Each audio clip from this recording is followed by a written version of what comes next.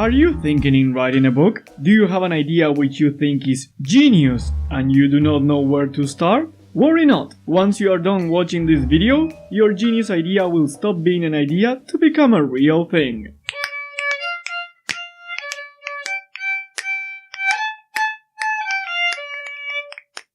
Hello and welcome to BookTips, where you will find useful tips based on my own experiences and my own know-how. This video is inspired in one of my Facebook fan page live streams, but here I will get rid of all the blah blah blah and I will cut to the chase. I wanted to make this video because I've seen a lot of tutorials about how to write a book which provide empty tips such as plan your schedule, set a writing timetable, go for a walk, and I am not saying that you don't do any of these things, but with this video I will offer you a step-by-step method with which I assure you will get results. As you can see, my method compares the book, thesis, tale, or whatever you want to write with the human body. Now, I am not an expert in anatomy, but anyway, we can understand the general idea with a simple glance. The steps are the following: the soul, the marrowbone, the skeleton, ligaments, the flesh, and the spirit. The first three make up for the first part of this method, and they will help us lay the groundwork for our book, which will be this video's main goal. Step 1. The soul. Behold your genius idea. That thought circling your imagination that cries out for being written. The first thing that you are going to do is write it down wherever you want to. It can be in your brand new notebook, on a used napkin, on your Blackboard, Word, or the cloud, Google Drive, Dropbox, whichever you prefer. Basically, wherever is more comfortable for you. For this video, I will use an idea that I had a while ago and I could never develop it. The soul that I propose is this one. It's about the journal of a researcher that has discovered how to travel to the infernal plane, there where demons live. I will not annoy you by reading everything, so let's continue with the rest of the method. A series of vital questions that you have to ask yourself when proposing the soul are the following. Why write about this idea? Why is it special? And is it worth writing it? If you can answer these questions simply and without doubting, then you are ready to move on. A big detail about the soul. Sometimes the simple initial idea can provide us with a book's title. In that case, if I give a name to the researcher, I can come up with a simple but interesting title. I will call it The Journal of Idalar the Nomad. Warning! Do not force this. If you can't do it during this stage, you can do it later on. Step 2. The Marrowbone.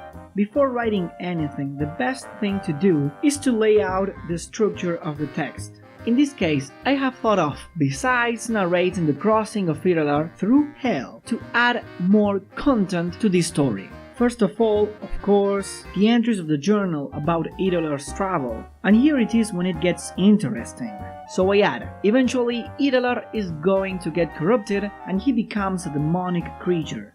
Second, parts of Idalar's story written as flashbacks in third person. Parts of the journal that are broken or missing or that cannot be read easily. And third, events in the future about those humans who found the journal and used it to fight the demons that invade the earth. I will also write them in third person, and this is really important. Deciding the type of narrator beforehand is going to be very useful when it comes to writing.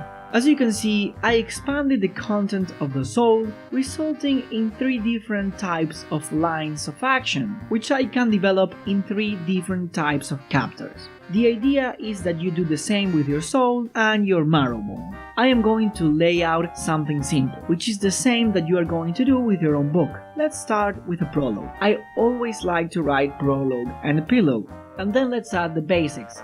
Journal entries, the flashbacks, chapters about the groups of humans, and as I said, the epilogue.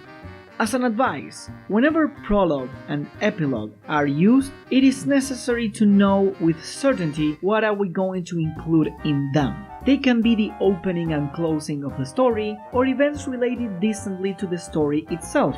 In this case, I will use the prologue to describe the group of humans, and the epilogue to leave open the possibility of a second part, without the true need for one. Basically, I will play a little bit with the feelings of the reader. Now you are simply going to play with the arrangement of the chapters. To keep in mind, it is better to do this by knowing beforehand how the story will develop. It may be useful to do it randomly, but the more we know what we want to do, the better. As you can see, I alternated between journal entries, flashbacks and chapters about humans because I know in advance how I want to develop the story. The important thing is to know that this isn't written in stone, and it may be subject to change as you move forward. Step 3. The skeleton. Now we are ready to add the bones that will support your story. The main idea here is to take what you developed in step 2 and add even more content. Now I will show you, as an example, just the first 3 chapters. But you can take all the time you need to develop the skeleton of your book. As I said before, I want the prologue to be an introduction to the characters who find the journal. In the first entries, I would develop in first person the initial trips of Ireland through the infernal world, and in the first flashback, I will narrate in third person an episode of Ireland's life through hell, detailing a series of events that will take place in this memory. Let's suppose that we have done this with all the chapters, some with greater level of detail and others perhaps with a few words only. Once you are done with the skeleton, you will see that your work has taken shape, and I think we can say that we have done already the most difficult part. A little secret about the skeleton of your work. It will motivate you to move on. When you see that you have solved the bulk of the plot and perhaps the main plot turns, you will want to finish your book as soon as possible. Step 4. Ligaments. Here we go to the 4th step of this method, starting the second part of this process. Now you're going to stop working at a macro level and you're going to work at a micro level, taking chapter by chapter, part by part. What you're going to do will be to link the central ideas that you put in the skeleton for each chapter, which will be useful to make the writing even easier.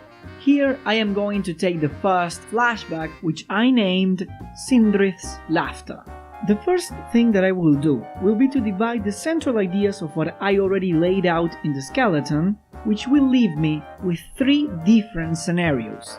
Now what follows is to outline what will happen in this chapter, and I will connect these 3 central ideas. It's the same thing that you're going to do with your own text. And a secret here too.